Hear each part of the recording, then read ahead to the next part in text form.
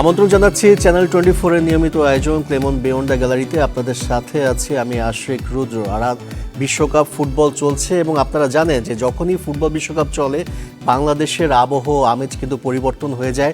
বিশেষ করে বাংলাদেশের যে পাবলিক এবং প্রাইভেট ইউনিভার্সিটি আছে সেখানকার একটা বলা যায় এক একটা ইউনিভার্সিটি মনে হয় একটা ফ্যান জোনের রূপ নেয়। এমনই একটা বিষয় নিয়ে আমরা আলোচনা করতে যাচ্ছি। আমাদের সাথে আছেন ঢাকা বিশ্ববিদ্যালয়ের শিক্ষক সাইফুল আলম চৌধুরী। স্বাগত জানাচ্ছি আমাদের অনুষ্ঠানে। দর্শক চাইলে আপনারাও যোগ দিতে পারেন আমাদের আলোচনায়। স্ক্রিনে দেখা নম্বরে ফোন দিয়ে করতে পারেন প্রশ্ন কিংবা মতামত। আমরা আলোচনায় যেতে চাই সাইফুল ভাই, যেটা আসলে আমরা দেখি যে যখনই বিশ্বকাপ আসে বিশেষ করে ঢাকা ইউনিভার্সিটি মনে হয় একটা ফ্যান জোনের রূপ নেয়। আমরা টিএসসির সামনে দেখি একটা বড় পর্দা আছে, সেখানে স্পেশালি ব্রাজিল আর্জেন্টিনা ম্যাচ মানেই হাজার হাজার মানুষ, এবং সেটা কিন্তু শুধুমাত্র দুই ভাগে ভাগ। হ্যাঁ, এবং শুধুমাত্র বাংলাদেশে না, আমরা দেখতে পাচ্ছি এবার যে ওয়ার্ল্ড ওয়াইড মিডিয়াগুলোতে বাংলাদেশের এই ফ্যান জোন, ঢাকা ইউনিভার্সিটিতে এত বিশ্বকাপ উন্মাদনা, এগুলো নিয়ে খুব প্রচার হচ্ছে। আমি আর্জেন্টিনা ম্যাচে দেখলাম যে গ্যালারিতে বাংলাদেশের ফ্ল্যাগ, আচ্ছা, ছোট্ট ফ্ল্যাগ, ছোট একজনের আর্জেন্টিনা জার্সি হাত পরা ভদ্রলোকের ওইখানে স্টেডিয়ামে বাংলাদেশের ফ্ল্যাগ। এবং আপনি দেখেন যে আপনার ব্রাজিলের সাবেক খেলোয়াড় বা বর্তমান খেলোয়াড় এবং ইভেন আপনার আর্জেন্টিনার খেলোয়াড়রা বাংলা তারা চেনে, তারা জানে যে তাদের মোটা দাগে এত ওয়ার্ল্ডে তাদের দেশ ছাড়া অন্য কোনো দেশে এত ফ্যান, এটা আসলে মনে হয় বাংলাদেশ ছাড়া কোথাও আছে কিনা। ইভেন আপনি যদি ধরেন যে বাংলাদেশের পার্শ্ববর্তী দেশ ভারত, সেখানে তারাও কিন্তু বিশ্বকাপে খেলছে না, জি, তাই না? ফলে তাদের মধ্যে এত উন্মাদনা নেই যে আর্জেন্টিনা ব্রাজিলকে নিয়ে বাংলাদেশে যেটা আছে।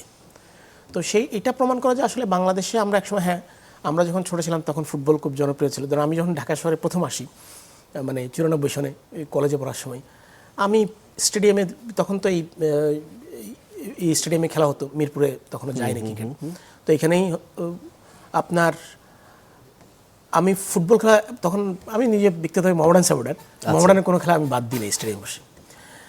আবার ধরেন ক্রিকেট এক সময় জনপ্রিয় হয়ে গেল, আমরা ওয়ার্ল্ড কাপ থেকে শুরু করে আমাদের আসলে খেলাধুলার দিক থেকে আইডেন্টিটি বলতে গেলে একসময় কাবাডি, হকিতে আমরা ভালো ছিলাম, কিন্তু সেগুলো হারিয়ে ফেলেছি। তো ফুটবল ছাড়া কিন্তু আমাদের, মানে ক্রিকেট ছাড়া সে অর্থে আমাদের অংশগ্রহণের জায়গাটা নেই। জি, কিন্তু আলটিমেটলি এখনও দেখেন ফুটবল কিন্তু আমার মনে হয় এখনও বাংলাদেশে সবচেয়ে জনপ্রিয় খেলার মধ্যে একটা। হয়তো বা ক্রিকেটের জন্য আমাদের সবাই চিনে দেখে এইটা বললে হয়তো অনেকে মাইন্ড করবে, যে আমার মনে হয় এখনও ফুটবল ক্রিকেটের চেয়েও জনপ্রিয় বাংলাদেশে। আমার কাছে মনে আছে যে 2023-এ আমি নিউজিল্যান্ডে গিয়েছিলাম একটা দ্বিপাক্ষিক সিরিজ কভার করতে। সেখানে একজনের সাথে কথা হচ্ছিল, তিনি আমাকে জিজ্ঞেস করেছিল আমি কোথা থেকে এসেছি, কোন দেশ থেকে এসেছি। আমি যখন বাংলাদেশ বলছি যে ঠিক মতো চিনতে পারছে না, কিন্তু সাকিব আল হাসানের নামটা শুনে তারা চিনতে পেরেছিল যে হ্যাঁ, সাকিব আল হাসানের দেশ থেকে এসেছি বাংলাদেশ, ওইভাবে তারা চেনে। এখন মনে হচ্ছে কি না যে বাংলাদেশের ফুটবল ফ্যানদের মাধ্যমে অন্যান্য দেশের মানুষ বাংলাদেশকে চিনছে। আমরা দেখলাম যে ব্রাজিলের আলিসন আছে, ম্যাথিউস কুনিয়া আছে, তিনি বাংলাদেশকে চিনতে পারছে, ভিডিও দেখেছে। আর্জেন্টিনার প্লেয়াররা চিনতে পারছে। ওয়ার্ল্ড ওয়াইড এখন স্পেশালি ওই আপনি দেখেন একটা ডিপ্লোম্যাটিক কানেকশন হচ্ছে। আপনার অ্যাম্বাসেডররা গিয়ে, আর্জেন্টিনার অ্যাম্বাসেডর গিয়ে টিএসসিতে গিয়ে অনুষ্ঠান করলো, সেখানে খেলা দেখলো বা সেখানে বক্তব্য দিলেন। ফলে ইভেন আপনি বলতে পারেন যে এই যে একটা লেটেস্ট নিউজ, সেটা হচ্ছে আগে রাশিয়া থেকে গম কিনতে সবচেয়ে বেশি, তারপরে আপনার ইউএস থেকে কেনা শুরু করলো। তাদের এই দুই দেশটাকে পাশ কাটিয়ে কিন্তু আর্জেন্টিনার সবচেয়ে গম রপ্তানিকারক বাংলাদেশের সবচেয়ে বড় রপ্তানিকারক দেশ হয়ে গেছে। আচ্ছা, হয়তো সেরকম, হ্যাঁ, ব্রাজিলে কিন্তু অনেক প্রোডাক্ট আছে। ব্রাজিল কিন্তু বড় দেশ, মানে কম্পারেটিভলি আপনি আলোচনা করলে, এবং তাদের মাংস থেকে, মিট থেকে শুরু করে কফি, ওয়ার্ল্ডে তো অনেক কিছু আছে। সেটা হয়তো ডিপ্লোম্যাটিক রিলেশনের ক্ষেত্রে এটা হেল্প করতে পারে। মানে এটা আবার মাঝখানে ক্রীড়া প্রতিমন্ত্রী দেখলাম, একটা নিউজ দেখলাম যে উনি চেষ্টা করছেন যে আর্জেন্টিনা বা ব্রাজিল কোনো একটা দুটো কান্ট্রি এসে বাংলাদেশে একটা একটা ফ্রেন্ডলি ম্যাচ। এই সপ্তাহটা হয়তো অনেক বড়, আমরা এটা ভবিষ্যতে হবে কিনা, এসেছিল নাইজেরিয়ার সাথে একটা প্রীতি ম্যাচ খেলেছিল। তবে মানে এই যে একটা ঢাকা ইউনিভার্সিটি বলেন, জাহাঙ্গীরনগর ইউনিভার্সিটি বলেন, প্রাইভেট ইউনিভার্সিটি আমরা দেখতে পাচ্ছি ড্যাফোডিলসও একটা মোটামুটি ব্যাপক নজর কেড়েছে আর কি। এই যে ফ্যানদের একটা তাদের মধ্যে একটা সহাবস্থান আমরা দেখতে পাই। আর্জেন্টিনা ম্যাচে ব্রাজিলের কিছু সমর্থকও থাকে, ব্রাজিল ম্যাচে আর্জেন্টিনার সমর্থক, কিন্তু কোনো ধরনের কোনো ক্ল্যাশ, দ্বন্দ্ব যেটা আসলে শঙ্কা থাকে সেই জিনিসটা আমরা দেখি না, একটা মনে হয় যে একটা বন্ধুত্বপূর্ণ সৌহার্দ্যপূর্ণ একটা অবস্থান আমরা দেখতে পাই। এটা কেমন লাগে যখন আপনি একজন শিক্ষক হিসেবে ঢাকা ইউনিভার্সিটি এরকম আমি একটা ছবি আপনাকে দেখেন? প্রথমে চাইতাম আসলে আমাদের চাওয়া কি বাংলাদেশ বিশ্বকাপে খেলুক, কিন্তু সেটা তো রিয়েলিটি আমাদেরকে মেনে নিতে হবে। তো কিন্তু আলটিমেটলি আসলে হয় কি, আমাদের এখানে আপনি দেখবেন যে বিনোদনের জিনিসগুলো লিমিটেড হয়ে গেছে। জি, ফলে বিশ্বকাপ মানে ওয়ার্ল্ড কাপ ফুটবল আমার কাছে মনে হয় এই যে এত সহাবস্থানের মাধ্যমে রাত জেগে খেলা দেখা এবং এত ব্যাপক আয়োজন, এটা অর্থাৎ আমাদের এখানে আসলে বিনোদনের অন্য জিনিসগুলো সে অর্থে নেই। এবং আমরা আসলে কি বলে যে ফুটবল প্রিয় জাতি একটা। তো এইটা ফলে এটাকে যদি আমরা ফ্রুটফুল ওয়েতে কাজে লাগাতে পারি তাহলে হয়তো বা বিশ্বকাপে বাংলাদেশ বিশ্বকাপ না খেলেও কিন্তু এশিয়া পর্যায়ে তো ভালো করবে। কারণ আপনি এখন 48টা, আগামীতে সংখ্যা বাড়বে, কারণ হচ্ছে 100 বছর পূর্তি হবে। তো ফলে এখন থেকে যদি সম্ভব, বাংলাদেশে কিন্তু ভালো প্লেয়ার ছিল। আপনি দেখেন আমরা এখনও কথা বলতে গেলে মুন্না, সাব্বির, আসলাম, অবশ্যই। রজনী, হ্যাঁ, এদেরকেই কথা বলি। তারপরে কিন্তু বাইরে থেকে প্লেয়ার এনে আমার বাংলাদেশ দলকে চালাতে হচ্ছে। এইটা আপনি 18 কোটি 20 কোটি মানুষের দেশে এটা হবে কেন? যেখানে যদি আপনি কেপ বার্দে বা ডিআর কঙ্গোর মতো দেশের কথা বলেন, ওদের অর্থনৈতিক অবস্থা, ওদের লোক সংখ্যা, হ্যাঁ আপনি বলতে পারেন, অনেকে যুক্তি দিতে পারে চীন তো এত বড় কান্ট্রি, হ্যাঁ রাশিয়াকে হয়তো পলিটিক্যাল কারণে খেলতে দেয়নি, ইন্ডিয়া এত বড় কান্ট্রি, হ্যাঁ ভারত আছে, তারা খেলতে পারছে না। কিন্তু ভারত কিন্তু চেষ্টা করছে, তাদের আইপিএলের মতো করে লিগ আয়োজন করা, অনেক কিছু চেষ্টা করছে। সো চীনও যে একেবারে খারাপ খেলে তা না, এশিয়া পর্যায়ে ভালোই খেলে। সো কিন্তু ওদের যে ল্যাকিংস মানে শারীরিক দিক থেকে বাংলাদেশের কিন্তু সেটা সে অর্থে অনেকটা কম আছে। তো ফলে চেষ্টা করা যেতে পারে সামনের ওয়ার্ল্ড কাপগুলোকে, কারণ সামনে ওয়ার্ল্ড ফুটবলের গ্লোবালাইজেশনের দিক থেকে চিন্তা করলে 100 বছর পূর্তির পরে হয়তো আরও লার্জার স্কেলে ওয়ার্ল্ড কাপটা করার চেষ্টা করবে। আপনি বিনোদনের কথা বলছিলেন যে এই ফুটবল বিশ্বকাপ আসলে আমরা একটা বিনোদনের একটা মাধ্যম পাই, হয়তোবা আড্ডা বা আলোচনারও। আপনি শিক্ষকতা করেন, আপনি হয়তোবা সারা বছর দেখা যাচ্ছে যে নানা বিষয় নিয়ে সহকর্মীদের সাথে আলোচনা হয়, কখনো দেশের পলিটিক্যাল অবস্থা কিংবা ইউনিভার্সিটি ছাত্র এদেরকে নিয়ে আলোচনা হয়। এখন কি তাদেরকে নিয়ে সেগুলো নিয়ে আলোচনা হয় নাকি ফুটবল একটা বড় অংশ দখল করে নিয়েছে? ফুটবল ডেফিনেটলি আপনার ক্লাসরুমে এখন যাই, কারো ব্রাজিলের জার্সি থাকে, কারো ধরুন আমি ব্যক্তিগত স্পেনের সাপোর্টার, হ্যাঁ জি, আমার দলের সাপোর্টার খুব বেশি নেই, হ্যাঁ, কিন্তু ক্লাসরুমে আর্জেন্টিনার সাপোর্টার। ধরুন আমি সেদিন মজা করছিলাম, ব্রাজিলের জার্সি পরে আসছে, একটু কথা বলছে, হ্যাঁ, তো এটা মনে হয় লাস্ট ম্যাচের পরে আপনার জাপানের বিপক্ষে ম্যাচের পরে, তো জাপানের বিপক্ষে। তো আমি একটু কথা বলছি, আমাকে এই 95 মিনিট বা 96 মিনিটে তো তারা গোলটা করলো, লাস্ট গোল। তো আমি বললাম যে এই অবস্থা হলে কিন্তু বেশি দূর যেতে পারবে না, তুমি ব্রাজিল এরকম কথা বললে মানে তোমার দলের অবস্থা এরকমই হবে, জাস্ট মানে তার সাথে দুষ্টুমি করা, তাকে থামানোর জন্য। কিন্তু আলটিমেটলি আপনি দেখেন, আপনি যোগাযোগের মাধ্যমগুলো কিন্তু এখন ফুটবলের এই মৌসুমে ফুটবল কেন্দ্রিক হয়ে যাচ্ছে। অন্য সময় হয়তো সে ব্রাজিলের জার্সি পরে আসতো না, ফলে অন্য সময় হয়তো বা আমি তাকে অন্যভাবে ডিস্ট্রাক্ট করার চেষ্টা করতাম, কিন্তু এই সময়ে কিন্তু ফুটবলটাই চলে আসছে। শিক্ষকতার মাঝেও এখন আসলে একটা ফুটবল চলে এসেছে। এটা তো আসলে জীবনের পার্ট হয়ে গেছে। ব্রাজিলের সমর্থকদের মনে হয় আসলে ওভারঅল সবাই ট্রল করে, মানে এটা আর্জেন্টাইন হোক স্পেনের হোক। ধরেন দুটো ট্রল আপনি সোশ্যাল মিডিয়া দেখতে পারবেন, একটা হচ্ছে বাপদাদার আমলে কাপ জিতেছে, আরটা হচ্ছে 7 আপ, হ্যাঁ। তো কিন্তু ব্রাজিল ফুটবলের শৈল্পিক দেশ, এটা তো আপনি অস্বীকার করতে পারেন না, হ্যাঁ। ব্রাজিল, আর্জেন্টিনা, আপনি আবার যারা ইউরোপের দলগুলোর সাপোর্টার, তাদের ফুটবল প্রীতি অন্য ধরনের, হ্যাঁ।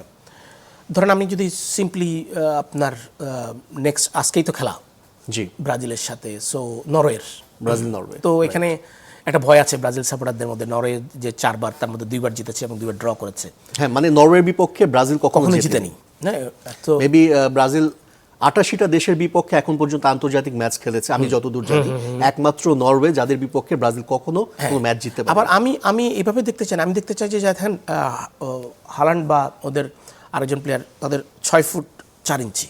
জি, আপনি দেখেন, আমি জাস্ট সিম্পলি জাপানের খেলাটা দিয়ে জাপান 21টা হাই প্রেস লো ব্রেক করা পাস দিয়েছে সবগুলো, হ্যাঁ। সো আপনার এই লং পাসগুলা ওদের কিন্তু জাপানের কিন্তু খুব টলেস্ট প্লেয়ার নাই, না, রাইট। সেই ক্ষেত্রে হালান্ড বা অন্যরা ওদের ওডেগার্ড 6 আছে, ফিটের সরলোত আছে। সরলোতের কথা বলছিলাম, এই দুজনের একজনও যদি এই হাই প্রেস এই লো ব্রেক করাগুলো যদি মানে আপনার যেটা জাপান পারেনি, জি, তাদের ডিফেন্স যদি ব্রেক করতে পারে, তাহলে কিন্তু ব্রাজিলকে অন্যভাবে ভাবতে হবে ব্রাজিলকে নিয়ে। কারণ এটাই করবে, কারণ ইউরোপিয়ান কান্ট্রিগুলো আমরা জানি যে তুলনামূলকভাবে তারা লং পাসে খেলতে অভ্যস্ত এবং তারা ফাস্ট ফুটবল খেলে। মানে আপনি একমাত্র স্পেন বাদ দিলে বাকি সবগুলোই কিন্তু ওয়ার্ল্ড কাপে আমরা দেখি, হ্যাঁ স্পেন অন্য ধাঁচের, ওরা এক ধরনের দুই ধরনের ককটেল বানায়, হ্যাঁ, যখন তাদের প্ল্যান এ মানে ইউজুয়ালি ওই যে তাদের শর্ট পাস, যাদের যেটা ওই যে তিকি টাকা যে টিকি টাকা ফুটবল যেটা, এটা যদি ফেল করে দেন তারা চলে যায় হচ্ছে গিয়া আপনি যেটা আমরা লাস্ট ম্যাচে দেখেছি, যেটা কেপ ভার্দের সাথে প্রথম ম্যাচে হয়নি। কিন্তু ব্রাজিলের এই জায়গাটায় কিন্তু দুর্বলতা আছে। আবার ধরেন ব্রাজিলের দুই একটা প্লেয়ার কিন্তু ইনজুর্ড, জি, যদিও বলা হচ্ছে নেইমার খেলবেন, কিন্তু আমি আশ্বস্ত নই, কারণে যে একটা প্লেয়ার ইনজুরি থেকে আসার পর আপনি এক্সপেক্ট করতে পারেন না তার 100% দিতে পারে, এক্স্যাক্টলি। কারণ টিমের সাথে টিউন হওয়ার একটা বিষয় আছে। আপনি প্র্যাকটিস ম্যাচ এক ধরনের, আর ওয়ার্ল্ড কাপের নকআউট পর্ব সেখানে এক ধরনের।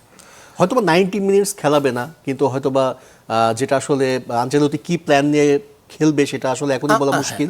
হয়তোবা 15 মিনিটস 20 মিনিটস করে খেলাবে, মানে যেটা ব্রাজিলের বলা কোচ হচ্ছে যে একটা ওয়ান অফ দ্য মানে ফাইনেস্ট কোচের মধ্যে একজন ডেফিনেটলি। এবং যেটা বলা হচ্ছে যে ওয়ার্ল্ড মিডিয়াতেও আমরা দেখতে পাচ্ছি যে Erling Haaland versus Vinicius junior ম্যাচটা হবে এরকম কিছু। কিন্তু ওইখানে আমরা হয়তোবা একটু আমি আপত্তি জানাবো, কারণ আর্লিং হল্যান্ড ভার্সেস একটা গ্যাব্রিয়েল মাগালেসের একটা মনে হয় একটা দ্বন্দ্ব আছে ক্লাব ফুটবলে, যেটা আমরা ম্যান সিটি এবং আর্সেনালে দেখি। তো তাদের মধ্যে বেশ কিছু ক্ল্যাশও আমরা দেখেছি এর আগে previous time এ। জি, এটা নিয়ে মনে হয় যে হচ্ছে যে আর্লিং হল্যান্ডের জন্য সবচেয়ে বড় থ্রেট হয়তোবা গ্যাব্রিয়েলই হবে। আমার কাছে যদি সেটা হয়, আমার ধারণা, কারণ এটা তো আসলে ওয়ার্ল্ড কাপ, এখানে কিন্তু ক্লাবের মতো করে ভাবেন না। রাইট। ক্লাবে কিন্তু ধরেন আপনি এখানে ক্লাবে ধরেন আপনি রিয়াল বা বার্সার কথা যদি ধরেন, ইভেন আপনি ওইদিকে পিএসজি যান, এরা কিন্তু চিন্তা করে যে তাদের প্রতিটা পজিশন নিয়ে জি, বেস্ট প্লেয়ারগুলো আনতে বা সেকেন্ড বেস্ট অথবা একটা কম্বিনেশন। হ্যাঁ, আপনি ধরেন আর্জেন্টিনা এনজোর কথা যদি বলি, সে কিন্তু ক্লাবে যে পজিশনে খেলে ঠিক কি এখানে এই পজিশনে খেলে না। হ্যাঁ, এরকম অনেক প্লেয়ার আছে। সো আপনি ক্লাবে কি মেসি আসলে লাস্ট ম্যাচে যে মেসি অনেক বেশি নিচে নেমে খেললো, এতটা নিচে নেমে মেসি আসলে ক্লাব পর্যায়ে খেলে না। তো এরকম অনেকগুলো, ফলে ক্লাবে এক ধরনের কম্বিনেশন বা এক ধরনের স্ট্র্যাটেজি থাকে। আবার আপনি ওয়ার্ল্ড কাপের ম্যাচগুলোতে, কারণ আপনি একটা দেশের মধ্যে 11টা প্লেয়ার পাবেন না যে 11টাই বেস্ট, ওয়ার্ল্ডের বেস্ট, এটা কখনোই পাবেন না। তাহলে তো ওই একটা দলই চ্যাম্পিয়ন হবে লিখিত দেওয়া যায়, তাই না? তো ফলে আপনাকে ওই কম্বিনেশনগুলো করতে হয়। কম্বিনেশন করার কারণে কিন্তু আপনি দেখবেন যে আর্জেন্টিনার মধ্যে নিকো পাসের মতো প্লেয়ার খেলতে পারছে না, রাইট, তাই না? তো তার মতো ড্রিবলিং করার প্লেয়ার তো আর্জেন্টিনায় এই মুহূর্তে আমার মনে হয় not even Messi also. So কিন্তু তাকে আপনি খেলাতে পারছেন না, কারণ কি দলের কম্বিনেশনের জন্য। তো ফলে সেটা হলে আমার মনে হয় যে সেটা হয়তো স্কালোনি, আমার কাছে যেটা মনে হচ্ছে যে প্রিভিয়াস ওয়ার্ল্ড কাপে যেসব প্লেয়াররা খেলেছে তাদের উপর বেশি আস্থা রাখতে চাচ্ছে। এই কারণে হয়তো বা নতুন কিছু প্লেয়ার, আপনি যেমন নিকো পাজের কথা বলছেন, সিমিওনের ছেলে খেলছে, এদেরকে খুব একটা ম্যাচ টাইম দিচ্ছেন না। আমি শুধুমাত্র গ্রুপ পর্বের শেষ ম্যাচে দেখেছি এদেরকে। ওটা তো আসলে তাদের আনুষ্ঠানিক একটা ম্যাচ, আনুষ্ঠানিক, জিতলো না কিছু না, হারলে কিছু না। হ্যাঁ, জিতলে টিম স্পিরিট ঠিক থাকলো, বা সাইড বেঞ্চকে আপনি টেস্ট করলেন, পরখ করে দেখা গেছে ধরেন মেসির মতো ফ্রি কিক নিয়েছে সেলসও। হ্যাঁ, ফলে আপনি দেখা গেল যে কোনো কারণে যদি মেসিকে আপনার অফ দিতে হয়, সে সময় যদি স্পট কিক পায় তাহলে কে নিবে, এটা একটা কাজ। যদিও আলভারেজ তার ক্লাবে নিতে অভ্যস্ত, কিন্তু তাকে আমরা নিতে দেখি না। তো ফলে আপনার আবার দেখেন আলভারেজ আপনার আতলেটিকোতে যে পজিশনে খেলে, ঠিক এইখানে সেই পজিশনে নাই, তাই না? সো এইটা ফলে আমার মনে হয় হালান্ডের সাথে হালান্ড সেই জায়গাটা যাবে না। আর এইখানে যেহেতু নকআউট কার্ডের একটা বিষয় আছে, হ্যাঁ, সো আপনি দেখবেন গতকাল ফ্রান্সে 3জন ভালো প্লেয়ার কার্ড পেয়েছে। মানে ব্রাজিলের দুইটা কার্ডের সমস্যা আছে, আমরা জানি ক্যাসেমিরো এবং ক্যাসেমিরো, ওদের দানিলো কার্ড একটা করে হলুদ কার্ড পেয়েছে। পুরো ব্রাজিলের টিমটাকে চিন্তা করেন, ক্যাসেমিরো কিন্তু একটা পুরো লিঙ্ক বলবেন আপনি, পুরো ফ্রন্টের সাথে আপনার ব্যাক এবং সবচেয়ে এক্সপেরিয়েন্স ফুটবলার ডেফিনেটলি আমরা ব্রাজিল ম্যাচ এবং আরো একটা ম্যাচ আছে ইংল্যান্ড এবং মেক্সিকো, এই দুটো ম্যাচ নিয়ে আমরা আলোচনা করব। তার আগে বিশ্বকাপে বাংলাদেশের উন্মাদনা নিয়ে, এবং আমরা কথা বলবো আজকে দুটি ম্যাচ আছে, একটি ব্রাজিল এবং নরওয়ে এবং আরেকটি আগামীকাল ভোর 6টায় মেক্সিকো এবং ইংল্যান্ডের ম্যাচ। আমরা ব্রাজিল এবং নরওয়ে ম্যাচটা নিয়ে যদি একটু কথা বলি আর একটু, যে এই ম্যাচটা নিয়ে আসলে আপনার প্রেডিকশনটা কেমন? আমরা জানি ঠিক আছে নকআউট ম্যাচ, নরওয়ের বিপক্ষে ব্রাজিল কখনো জিততে পারেনি। ওইটার জন্য না, আমি দুজনের খেলা দুই ধরনের, তো এইটার জন্য, কারণ ব্রাজিলের এখনো পর্যন্ত সত্যিকার অর্থে আমি যদি জাপানের কথাটা চিন্তা করি, যেটা বলছিলাম, সো জাপানের যেটা ল্যাকিংস সেটা কিন্তু আবার নরওয়ের আছে। ফলে জাপান ম্যাচে আমরা যেটা দেখেছি যে সেকেন্ড হাফে একেবারে ডিফেন্সিভ জাপান, একেবারে তাদের বক্সের ভিতরে 10 জন প্লেয়ার, মানে যেটা আসলে জাপানের ফুটবলের সাথে যায় না, আমরা কখনো দেখিনি। এরকম একটা সিচুয়েশন থেকে গোল বের করে নিয়ে এসেছিল ব্রাজিল, সেটা একটা ডিফারেন্ট কেস ছিল। হলে হয়তো গোল তো বের করে এনেছে, হ্যাঁ গোল তো বের করে এনেছে, কিন্তু আমার মনে হয় না নরওয়ে সেটাতে যাবে, কারণটা হচ্ছে নরওয়ের এখানে হারাবার কিছু নাই। জি, জাপান হয়তো চেয়েছিল যে যদি এরকম হয় যে টেনে টেনে যদি আমি পেনাল্টি শুট আউটে নিয়ে যেতে পারি, তাহলে সেখানে গিয়ে একটা দেখা যাবে যে সুজুকি কিন্তু ভালো করছিল, সুজুকি অসাধারণ গোলকিপার, আপনি এতগুলো সেভ ওই ম্যাচে, সো ওইটা যদি টেনে নিয়ে যেতে পারি তাহলে হয়তো, কারণ একটা প্লেয়ার যখন 90 মিনিটস আপনি সেই গোলকিপার বিশেষ করে, তখন তার মনোবলটা অনেক চাঙ্গা থাকে। সেদিক থেকে হয়তো এমন হতে পারে যে প্র্যাকটিস ম্যাচে তারা ওটাই প্র্যাকটিস করেছে, প্ল্যানটা ছিল যে হ্যাঁ ফার্স্ট হাফের মধ্যে যদি আমরা খুব বেশি ম্যাসিভ ডিফারেন্স রাখতে না পারি তাহলে আমরা শুট আউটে যাব, সেটা হতে পারে। কিন্তু আমার মনে হয় নরওয়েটা ভিন্ন। নরওয়ে অলরেডি তাদের উদযাপন আপনি খেয়াল করে দেখেন, লাস্ট ম্যাচে তারা যে উদযাপনটা করেছে, ভাইকিং উদযাপন, এইটা কিন্তু চ্যাম্পিয়ন হলে উদযাপন করার কথা, কিন্তু তারা কিন্তু ওই যে উদযাপনটা করে ফেলেছে, অর্থাৎ তাদের এইখান থেকে যে সর্বোচ্চ পাওয়া সেটা এক ধরনের মিঠে গেছে আমার কাছে মনে হয়েছে উদযাপনটা দেখে। নাহলে এই ধরনের উদযাপন তো হওয়ার কথা না। আপনি দেখবেন যে অন্য কোনো ব্রাজিল, আর্জেন্টিনা, স্পেন এই ধরনের উদযাপন করে না, হ্যাঁ এটা শেষ ম্যাচে গিয়ে করবে। তো সেই দিক থেকে চিন্তা করলে তাদের হারানোর কিছু নাই। একটা নকআউট পর্বে গিয়া এবং হালান্ডের মতো স্টার থাকা এবং টিম কম্বিনেশন ইজ গুড, ফলে এই অবস্থায় সেখানে ব্রাজিলের হারানোর আছে, নরওয়ের হারানোর কিছু নাই। মানে আপনি বলতে যাচ্ছেন যে নরওয়ে একেবারে খেলবে, ব্রাজিল প্রেসারে থাকবে। আমার মনে হয় ব্রাজিল প্রেসারে থাকবে, কারণ ব্রাজিল অনেক দিন ধরে নকআউট থেকে ছুটে যাচ্ছে এবং স্টিল নাও তাদের এবারও এখনো পর্যন্ত এমন আপনি বলতে পারবেন না যেটাতে তাদের একেবারে ক্লিন চিট দিয়ে যে হ্যাঁ আমি এই দলটা যে কোনো আমি স্পেন বা ফ্রান্সকে দিতে পারবেন। আচ্ছা, যদিও ফ্রান্সের গত ম্যাচটা প্রশ্ন দেখা দিবে, এটা আরেকটা কারণ হতে পারে যে প্যারাগুয়ের কৌশলটাই ছিল একটু অন্যরকম। প্যারাগুয়ের কৌশল একটা হচ্ছে আপনি খুব শর্ট ডিস্টেন্সে এত বড় হাই প্রেশারের ম্যাচ খেলছেন, এখানে কিন্তু অসুস্থ হচ্ছে প্লেয়াররা, মানে আহত হচ্ছে, আবার দ্রুত মাঠে যেতে হচ্ছে, এটা একটা হতে পারে। আর এই বড় টিমগুলা, এই যে 4-5টা বড় টিম, স্পেন, আপনার ফ্রান্স, এদিকে আর্জেন্টিনা, ইংল্যান্ড, ব্রাজিল, এই টিমগুলোর কিন্তু উপরে চাপ বেশি। আপনি সেজন্য দেখবেন যে কিছুটা কালকের ম্যাচে, ফ্রান্সের ম্যাচে কিন্তু এমবাপ্পেকে নিয়ে ধাক্কাধাক্কি অনেক কিছু হয়েছে, হ্যাঁ। তো ফলে এবং ফাউল করেছে বেশি প্যারাগুয়ে, কিন্তু কার্ড খেলো ফ্রান্সের। এটা হচ্ছে আপনার টেনশনটা, আপনি টেম্পোটা ঠিক ধরে রাখতে না। স্বাভাবিক, মানে যে দলগুলো আর কি বড় দলগুলোর যে বড় তারকা, সে সবসময় আলোচনায় থাকবে, তাকে গার্ড দিবে, তাকে মার্কে রাখবে, এটা স্বাভাবিক। আরেকটা ম্যাচ যেটা আপনি বলছিলেন ইংল্যান্ডের কথা, ইংল্যান্ড মেক্সিকো, আমরা দেখি যে big match, definitely big match, এবং ইংল্যান্ড মেক্সিকোর কাছে কিন্তু কখনো হারেনি, মানে হারেনি বলতে কি শতভাগ জয় ইংল্যান্ডের। আজতেকা স্টেডিয়ামে আবার ওয়ার্ল্ড কাপে কখনো ম্যাচ হারেনি মেক্সিকো। শুধু ওয়ার্ল্ড কাপে আপনার 98টা ম্যাচ সম্ভবত, আমি যদি ভুল না করি 98 বা 90-এর উপরে 4টা ম্যাচ তারা ওই স্টেডিয়ামে হেরেছে, কিন্তু ওয়ার্ল্ড কাপে কোনো ম্যাচ হারেনি। আর মেক্সিকো তাদের হোমল্যান্ড বলতে পারেন আপনি। তো ওই অঞ্চল, সবচেয়ে বড় কথা হচ্ছে গরম, এই গরমে এই ওয়েদারে ওই জায়গায় মেক্সিকো খেলতে অভ্যস্ত, ইংল্যান্ড অভ্যস্তটা নেই। কিন্তু আমরা যদি দেখি যে লাস্ট ম্যাচটা যদি দেখি, যেভাবে তারা কামব্যাক করেছে 2-0 গোলে পিছিয়ে থেকে, হ্যাঁ হ্যারিকেন না, আপনার অনেকেই আছে আপনার, এবং তাদের সাইড বেঞ্চটা খুব ভালো, সাকার মতো প্লেয়ারকে তারা বসায় রাখে, হ্যাঁ। সো আপনার ইংল্যান্ডের বেশ কয়েকজন আক্রমণভাগ আসলে খুবই অসাধারণ। আপনি এই টিমগুলোর সবগুলোরই আক্রমণ ভাগ আসলে মোরলেস এই 5টা টিমের বেশ আপনি কখন যে কোন দিনকে ভালো করবে এটা আপনি বলতে পারবেন না নিশ্চিত করে। মনে হচ্ছে কি না যে আসলে যারা ফেভারিটের তালিকায় ছিল না কিংবা যারা খুব বেশি আলোচনায় ছিল না, এই ধরনের দলগুলো এবার ওয়ার্ল্ড কাপে বেশি ভালো খেলছে কিংবা একটা চমক দেখাচ্ছে। কেপ ভার্দে এই পর্যন্ত আসবে, কিংবা আমরা দেখেছি যে 3জন যে স্বাগতিক 3জনই কিন্তু নকআউট পর্বে এসেছে, আমেরিকা, হ্যাঁ আমাকে হতাশ করেছে কানাডা এবং মেক্সিকো। কানাডা গতকালের খেলায় কানাডা ফার্স্ট হাফ পর্যন্ত ঠিকই ছিল, বা সেকেন্ড হাফে মানে তারা আসলে গেম থেকে আউট হয়ে গেছে। হ্যাঁ, আপনার ফার্স্ট গোলটা খাওয়ার পরেই তারা আসলে কাউন্টার অ্যাটাকে একেবারেই কারণ ফার্স্ট গোলটা অসাধারণ ছিল। আপনার হাকিমি কর্নার থেকে পাসটা দিল, তারপরে এমন একটা আসলে এটা ভাগ্যের বিষয় লাগে, আর অসাধারণ প্লেসিং।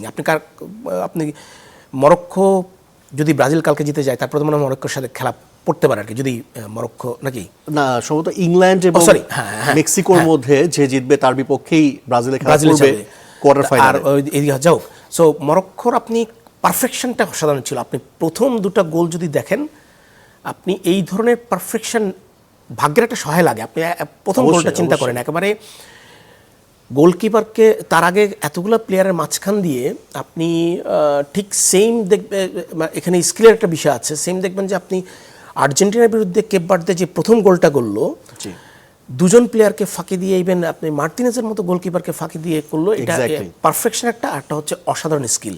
সেকেন্ড গোলটা তো আরো বেশি সুন্দর ছিল, আরো সুন্দর ছিল। যদি ইংল্যান্ড এবং মেক্সিকোর ম্যাচে যদি প্রেডিকশনটা যদি বলে যে আসলে কি হবে, একদম আমি শেষ পর্যন্ত ইংল্যান্ডকে এগিয়ে রাখবো, তবে এটা বলা টাফ। হ্যাঁ, শেষ পর্যন্ত ইংল্যান্ডকে এগিয়ে রাখবো, কারণ তারা বিগ ম্যাচের আসলে অবশ্যই বলার কি। অবশ্যই যেটা আসলে আমরা আলোচনা করছিলাম ব্রাজিল এবং নরওয়ে এবং পাশাপাশি ইংল্যান্ড মেক্সিকো ম্যাচে দুটির প্রেডিকশন আমরা পেয়ে গেলাম। তবে শেষ পর্যন্ত কি হবে, মাঠে যারা ভালো খেলবে, যারা গোল করবে তারাই জিতবে আলটিমেটলি এবং পরবর্তী ধাপে যাবে। আমরা একটা ভালো একটা এক্সাইটিং ম্যাচ প্রত্যাশা করছি এবং সেই প্রত্যাশা নিয়েই শেষ করতে চাই। ক্লেমন বেওন দ্য গ্যালারি সঙ্গে থাকার জন্য ধন্যবাদ।